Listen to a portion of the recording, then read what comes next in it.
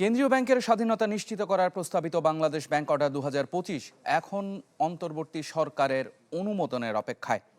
অর্থনীতিবিদদের অভিযোগ, দুর্বল নীতিতে যারা সুবিধা পায় তারাই এই আইন অনুমোদনে বাধা দিচ্ছে। ফলে প্রশ্ন থেকেই যাচ্ছে, কাগজে কলমে সংস্কার হবে নাকি ঝুলেই থাকবে বাংলাদেশ ব্যাংক অর্ডার 2025? মাসুম মিয়ার প্রতিবেদন। ভবিষ্যৎ হোক নিরাপদ, বিনিয়োগ হোক বিশ্বস্ত, আর আমার পছন্দ সল্ট বে। ওয়েলকাম টু সল্ট বে। 3 মাসের বেতন দিয়ে বিদায় করে দেওয়ার সুযোগ আছে। যে চাইলে যখন অথরিটি বিদায় করে দিতে পারে, সেই অবস্থা আপনি কিন্তু ওই জলে নেমে কুমিরের সাথে ফাইট করা যায় না। গণ অভ্যুত্থানের পরদিন 2024 সালের 6 আগস্ট সাংবাদিকদের সামনে এমনই স্বীকারোক্তি দিয়েছিলেন কেন্দ্রীয় ব্যাংকের শীর্ষ কর্তারা।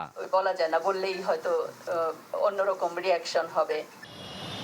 বাংলাদেশ ব্যাংক অর্ডার 1972 অনুযায়ী ব্যাংক খাতের নিয়ন্ত্রক প্রতিষ্ঠান কেন্দ্রীয় ব্যাংক, কিন্তু গভর্নর ও ডেপুটি গভর্নরের নিয়োগ অপসারণের ক্ষমতা সরকারের হাতে থাকায় নীতি নির্ধারকদের ওপর থাকে নানামুখী চাপ। বিশেষজ্ঞদের মতে এটাই কেন্দ্রীয় ব্যাংকের স্বাধীনতার বড় অন্তরায়। কোনো স্বাধীনভাবে কোনো পদক্ষেপ নিতে পারেনি, কারণ এখানে পদক্ষেপ নিলে তাদের উপরে এক ধরনের আঘাত আসবে বিভিন্নভাবে, সেটা প্রফেশনালি, এমনকি ধরেন যে অনেক সময় নিরাপত্তার বিষয় হয়ে যায়। সেই কারণে এই বাংলাদেশ ব্যাংকের স্বাধীনতাটা অন্যতম গুরুত্বপূর্ণ বিষয়। এই বাস্তবতা বদলাতে কেন্দ্রীয় ব্যাংকের স্বায়ত্তশাসন নিশ্চিত করার লক্ষ্যে বাংলাদেশ ব্যাংক অর্ডার 2025-এর খসড়া অনুমোদন দিয়েছে পরিচালনা পর্ষদ। তবে এখন চূড়ান্ত অনুমোদনের অপেক্ষা উপদেষ্টা পরিষদের। রেগুলেটর হিসেবে অবশ্যই আমাদের দায়ভার ছিল।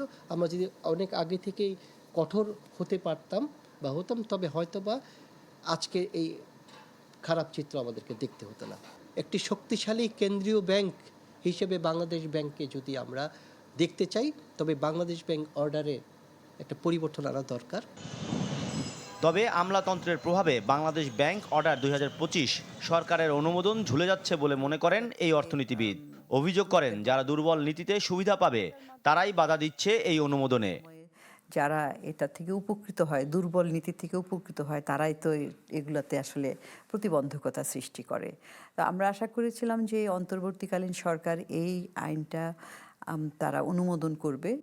তবে শুধু নীতি পরিবর্তন না, নীতি নির্ধারণী পদগুলোতে সৎ ও যোগ্য ব্যক্তিদের মনোনয়নেও গুরুত্ব দেন এই বিশ্লেষক।